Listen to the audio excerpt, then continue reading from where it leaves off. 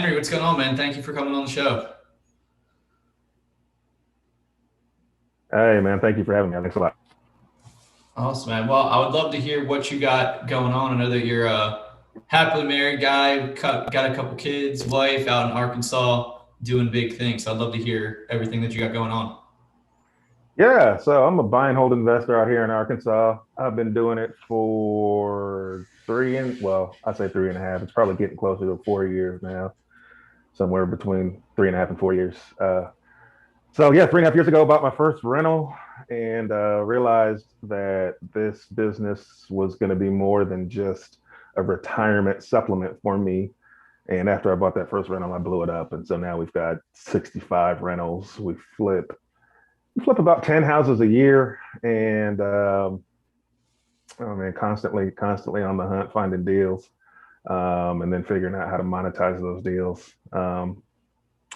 But yeah, the story goes, I was so before I started investing, I was a newlywed ish, and as a single guy, I had a great job back then, 6-figure income, working for one of the largest companies in the world, and was really good at spending all the money that they paid me. And that's all well and good when you're single, but then you get married and you realize that living paycheck to paycheck, and so it would get to the point where I've spent most of my check, and then I'd have to figure out, all right, I don't get paid for another 5 days. So if I just eat off the dollar menu at McDonald's, like $3 a day, I can get to the next paycheck. Like, it That's was some that Dave bad. Ramsey. That's some Dave Ramsey stuff right there.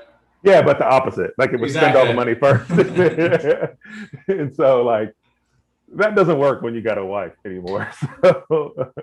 So yeah, and then we started doing things like talking about, are we going to have, how many kids we're going to have, and what's our dream home going to look like, and I was eating off the dollar menu when I ran out of money. So how could I afford a dream house? And so I quickly started to realize that my lifestyle and my money habits weren't going to be weren't going to position us as a family to be where we wanted to be. And that was got a little panicky, and kind of had a literal panic attack in the middle of the night after we'd had one of those conversations about futures, and just realized that I wasn't going to be able to provide what she wanted, what I felt like she deserved. And so I woke up in a cold sweat, worried about money. And so I started Googling, how can I make more money? And I just kept seeing articles and videos about real estate pop up. Um, I was looking for some sort of side hustle. I think that's where I first Googled, is what are some good side hustles? Then I started seeing articles. Then the words passive income kept coming up. And I was like, oh, okay, well, yeah, passive income. That sounds like what I want. Right. So I Googled passive income, and kept seeing articles about real estate. And then I saw a TED talk by some kid, 20 something, from overseas in Europe. And the TED talk was called "How to Design Your Dream Life Through Passive Income." And I was like, boom, that's what I'm up at 3 in the morning looking for. Give me that, right? And Hmm. so, and so I watched that video, and this kid he was just a 20 something, right? And he had 25 doors, and he was financially free, and he was talking about how he wanted to share that with others so that they could realize it was something that they could do. And I was like, yeah, I'll just do that. I'll just buy a bunch of property, right? I had bad credit. I didn't have any money. I think I had $1,000 in the savings account. But at that moment, that's the decision that I made. Like, and I later came to realize that because I made that decision, like, I didn't say, hey, that looks like something I should go try. I didn't say, hey, that looks like something that I'll give it a shot. I said, I'm going to do that. I said, I'm going to do that. I'm going to do it. He did, and I'm going to be successful. Like, gave me confidence, and I went to sleep. And that was like the start of my real estate journey, because the next morning I woke up and I started immersing myself in real estate culture, right? I was looking for real estate investment, local groups, any place investors were meeting. I was in the room. Like, Hmm. if it was a real estate book, I was reading it, I was listening to it, podcasts, like anything I can get my hands on. I was just immersing myself in the culture and the rules and the practices. Just I became this sponge for real estate, and I also just started telling people I was an investor. I just I've just believed that in this world you get what you give, right? Hmm. What you put out is what you get back, Hmm. and nobody's going to believe I'm an investor if I don't believe I'm an investor. And so I just started telling people I was an investor. And all of these are like mindset things, mindset shifts that I made that I didn't realize I was making at the time. Hmm. But it all boiled back to me making a decision. And once you make a decision, like there's power in that. The universe kind of gets out of your way once you decide you're going to do something. You truly Hmm. decide. You truly decide and you truly believe what you decide, then the doors start to open, the plan starts to unfold. And I think too many of us as investors, we want to do the opposite. We want to figure out the exact plan. We want to get all the dominoes lined up. We want all the doors open. We want to know who, what, when, where, why, and how. And then we want to take action. And that's not the way anything works, really. Like it's it's more about mindset first, then education, then action. And you're never going to be completely educated before you take action. Like that's just not the way that it works. So you want to make sure that you get that mindset down first. So it's education, or I'm sorry, so it's mindset, education, and action. And so that's really what I did. And so it's just I want to make sure people understand that make a decision that you're going to be good at something. Make a decision that you're going to be successful at something, right? Even if you don't know how's not important. How you figure out once you decide that you're going to be good at it, once you decide that it's going to be that you're going to do well at it, because once you start taking that action, if you've decided you're going to be good, when you hit a roadblock, your brain's automatically going to start trying to figure out how to navigate that roadblock, how to go over it, how to go under it, how to go around it, right? Your brain is going to be thinking, well, I'm going to be good at this, so I got to figure this out. But if you say things like, well, I'll give real estate a shot, I'll try it, right? And then you go down the path and you hit that roadblock, you're going to be like, see, this is too hard. I'm not built for this, right? And so mindset is a big deal. So all that to say, there was power in that decision that I didn't understand at that point, and now looking back, I see that really helped propel me to success. So putting that out there that I was going to be an investor is what really brought me my first deal. A buddy brought me a deal. He said, "Hey man, I heard you're investing in real estate. That's super cool. I've got a house I have to sell. I've got to sell it in 30 days." And he had this whole situation that his reason why he had to sell it. But what he told me was like, look, I know the house is worth 150. He was like, I don't care. I need X amount of dollars from the sale. So that means if I sell it for 115, I get the money that I need. He was like, so I don't care what you do with it after that. I just need to make this much money. If you can buy it in 30 days, I'll sell it to you for this much. And I was like, all right, I'll buy it. And You're like so you're like I'm an investor, baby. I already got this down. Of course I this can is buy what I do. it. Yeah. I'd never done a deal. I didn't have any money, but I was going to figure it out. And that's that thing. Like I hit that roadblock where like now I had to put my money where my mouth is. But had I not put that mindset out there that I was going to be successful, like I never would have figured out how to buy it because I didn't have the $20,000 I needed for the down payment. But because I was immersing myself in real estate investment culture, books, knowledge, information, and other investors, I was able to lean on experienced investors and go, how do I do this? Mm-hmm. Right. And so one of my good buddies, who is now he's now a business partner, but at that time he was just a friend and other investor that I was talking to. He was like, hey man, let's brainstorm some ideas because you got to buy this. You got to figure it out. And so that's what we did, man. I ended up, he gave me the idea of looking into a 401k loan. And I didn't know you could borrow against 401ks. I thought you could only just take money out of them and get penalized a ton. And actually, it's just yours. It's your money. And so we borrowed against my wife's 401k, the 19 grand I needed to buy the property. Bought the property, left the same guy the tenant that was living in there, moved the rents up to market rents. And then that property, the rent covered the expenses plus paid the cash flow. The cash flow essentially paid back the 401k loan that I used to borrow the money. Right. And then it was just like, oh, dang, like I just turned monopoly money into an actual cash flowing asset. Mhm. And then I was able to then take the equity in that property, and the bank gave me a line of credit on that newfound equity that I had. And now I had access to 20 some odd $1,000s to go buy more properties. And that's when I was like, oh, this is a thing. Mhm. Like real estate's super powerful. Mhm. So then I was able to I probably turned that property into another 10 or 20 doors just by recycling, either doing the BRRRR method or flipping houses with that same line of credit money. And then I eventually sold that property and then used the proceeds from that sale to buy a 12 unit property. So it's been just that one deal kind of springboarded me into the investment world. Mhm. Man, a few key points to pick out there from Henry's story. The emphasis he puts on just sticking your foot in the ground, making decision, going a certain way, choosing your identity as an investor, telling people like, "Hey, I'm an investor. I'm an investor. I'm an investor." That's how we get. That was the lead gen source for the first deal. Love how you broke down kind of the science of the universe, how that works. I 1,000% believe that's a science, and I'm super fascinated by that stuff. Even before the interview, you could probably see right around there is seven spiritual laws of success, which literally talks exactly about that and how it's a science. So on a personal note, I believe in that stuff 100%. But yeah, man, all good stuff.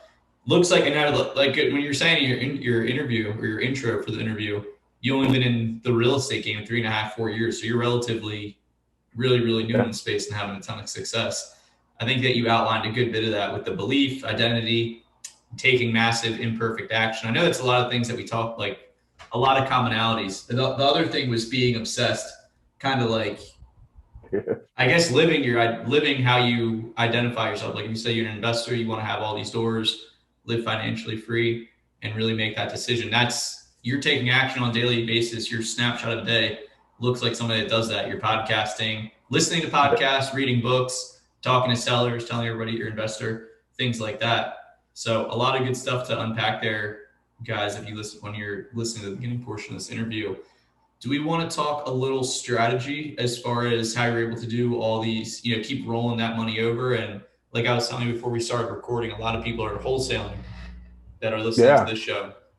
So they're marketing for these properties. I would love to Yeah. hear, and it's something that they know. It's like when I go to the dentist, I know I should floss more every 6 months, 12 months. I go, it's like, I know that. I hate I telling you get it. I'm not the best flosser, but like But they're wholesalers still gonna know that.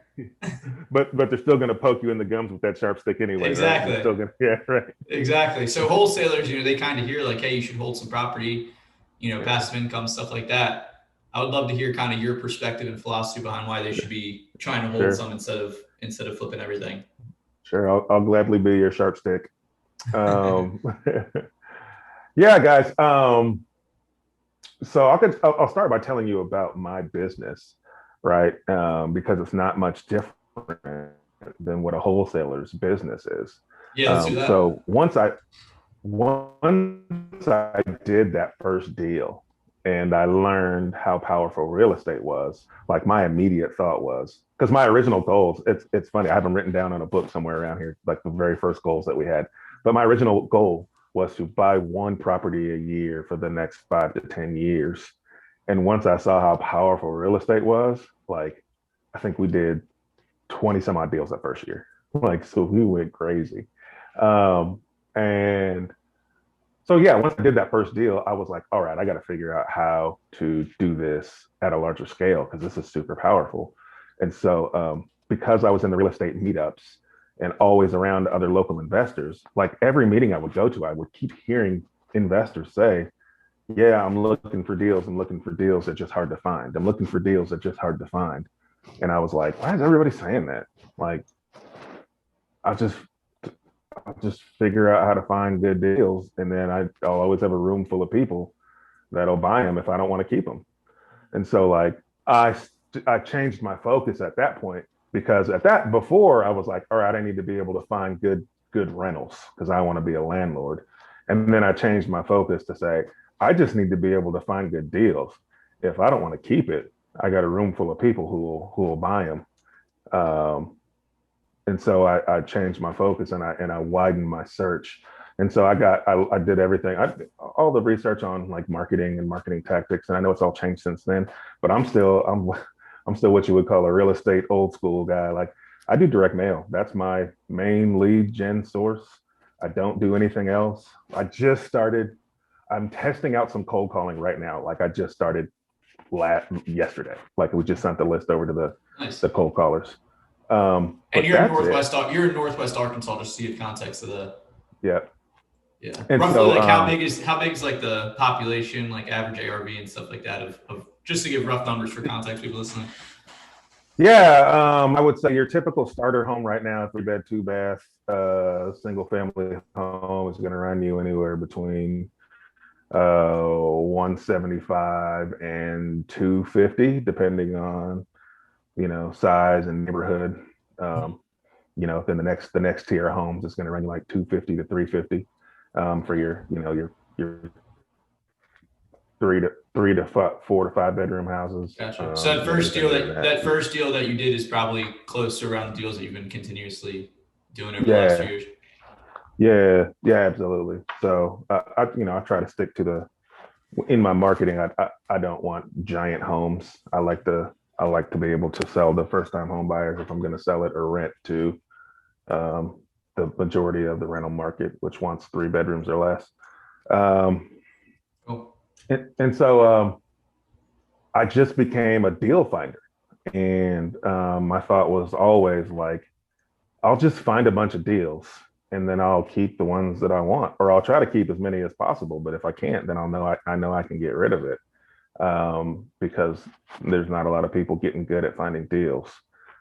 And that's essentially what a wholesaler does, right? They just get really, really good at finding deals. They create a business around marketing for Mm-hmm. deals, right? And if you're doing that, like you're doing one of the hardest parts about real estate investing as a business. Like the two hardest parts about real estate investing are finding good deals and finding good contractors, right? So if you've figured out one of those, like that's the secret sauce, right? And if that's your superpower, like that's your business, dude, you're fast tracking yourself to wealth. Um, but you have to keep some, right? And I know that's the you know that's what everybody tells you. There's a reason that's what everybody tells you that. Like the quick checks are great. I'm not saying don't get quick checks. I'm saying keep the best deals for yourself. And best deal doesn't have to be the ones with the biggest profit margin, right? Like it's a very market specific thing. And so, like, if you find a deal that you got a great deal on it, it doesn't need a bunch of work. And all you got to do is really put a tenant in it and start cash flowing. And you got it at 60% of ARV, maybe keep that one, right? You don't have to go do a big rehab. You can stick a tenant in it. You can start making money month over month. Sell the next one. Sell the one that needs a $50,000 rehab that you don't want to go spend the time doing, because I think that's a lot of the hang up too. Is these people are like, look, man, I can make 30 grand right now, 20 grand right now, or I can spend the next 90 to 120 days renovating it, throw a tenant in it, and cash flow maybe $200-300 a month. Like I get how that doesn't sound sexy, right? Like I get how that doesn't sound appealing, but it's not about right now, because there's more than just the check you're going to get. It's the equity, it's the appreciation, it's the tax benefits. And if you guys are making checks wholesaling, you got to be able to write some of that money off. Like you need to have a few rentals in your portfolio just so that you can keep more of your wholesaling money. Like having a few rentals is going to allow you to keep more of the money you're making flipping contracts, because now you've got some assets that you can depreciate against to offset some of those capital gains that you're making, right? You've got some expenses because you're going to be fixing on these properties or doing maintenance on these properties, or right, you've got more expenses that you're going to be able to write off. And so it may feel like you're leaving money on the table by not wholesaling a few of those a year, but you're actually going to make more money because you're not going to pay as much in taxes because you're going to have some assets that are going to help you keep more of that money. And so you just have to think a little bit differently about how you treat your wholesale business and about what your criteria is for keeping it. And so, like I said, it's just think through that. Like you don't have to keep. I'm not saying keep not saying keep the $150,000 house that you got under contract for 30 grand that needs 50 grand worth of work, right?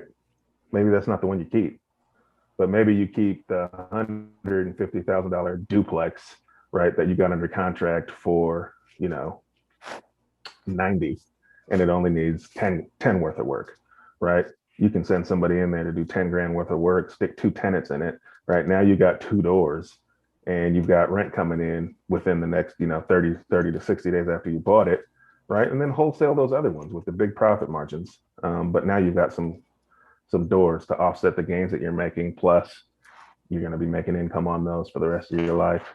And at some point, every wholesaler at some point transitions, right? There's very few wholesalers that just wholesale for 10 to 15 years and then they go, all right, I've made all the money I want to make. I am all done with real estate. Like they always transition into buy and hold on some level. And they 95% of the time go, man, I should have kept some more of those. Right. And so just keep that in the back of your mind. Like you don't got to keep them all, but if you know that's the typical path of a wholesaler, right, then just get ahead of that curve and start being strategic about the ones that you keep, that make the most sense for you, your business, your financial situation. Because I promise you, you're gonna look back and you're gonna wish you had, and you're gonna pivot at some point. Wholesaling's a job, right? And at some point, you're gonna get tired of it. It's the same thing with house flippers. House flipping's a job. There's a reason why house flippers. It's usually wholesalers get started because it's easier, some people say, to get started wholesaling, and then they transition into buy and hold because they skip the whole flipping because they were able to make the checks without having to do the rehabs. Mm-hmm. And flippers get started and they go, why am I doing all these rehabs and I can just do wholesale? And then they start wholesaling, and then they go, well, I need to be keeping some of these. So then they transition into buy and hold, right? So true. At the end of the day, you're all going to wish you had assets that paid you when you didn't have to do anything for the money. So you might as well just start preparing for that, because you're in real estate, A, because you can make money, but B, because you like it, right? And most of you love it. So if you love it, just keep a few. You won't regret it. You can always sell them later. You can always turn turn it into a check later. If you hold a few and you go, I'd just rather sell them than sell them later. But to hold a few, see if you like it. Quick operations question for you on the tax advantages side and tax strategy side. Starting off to now, how much of that is in-house, where you're kind of just learning how to write different stuff off or whatever benefits, versus outsourcing that to a professional? I kind of hear kind of like your philosophy behind that. Outsource it immediately. Don't wait. Cool. Don't do it. Don't try to do it yourself. Don't. Yeah. I mean, that hurts my head even trying to. I'm the farthest thing from a numbers guy. No, don't. I mean, there's just so many things you don't know. Like, unless that's a passion of yours and you study it on the side. Like, there's just so much you don't know. Yeah. Like, there's people so much, like, spend the money because they'll save you more. Mm-hmm. Like, and I remember when I don't care. Like, if you own a door, you don't need to be doing your own taxes anymore. You need to be having somebody help you figure out a plan for helping you keep the most money in your pocket. The few $100s you might spend, or even a couple $1,000s you might spend on that, could save you so much more than that. And it's a headache. Like, I don't want to think about that.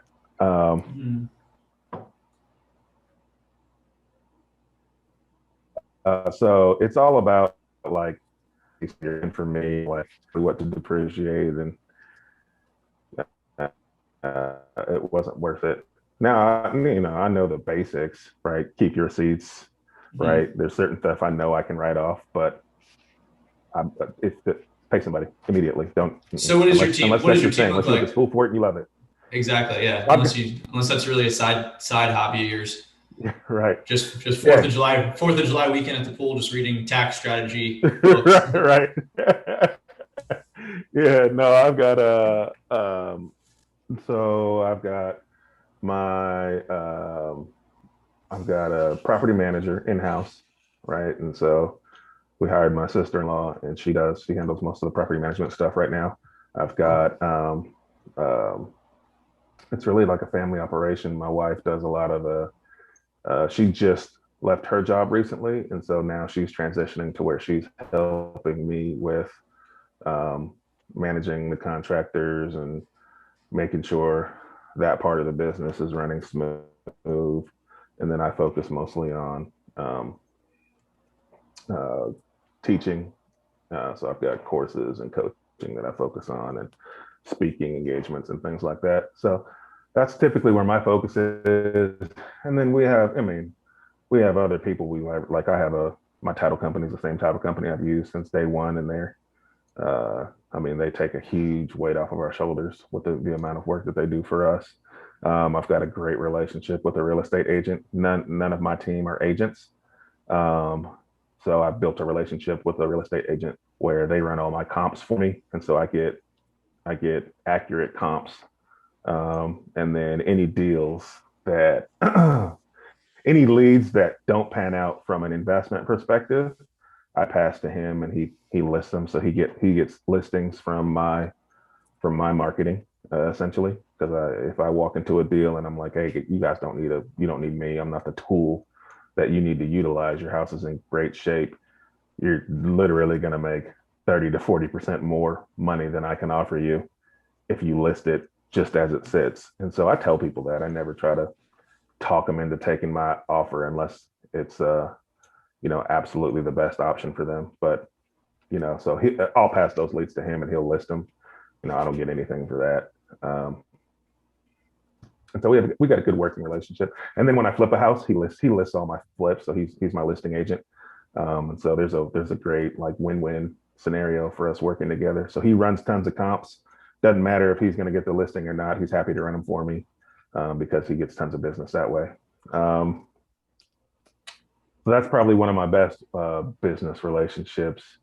And then we have so my agent, my title company, and my contractor are probably the three best working relationships.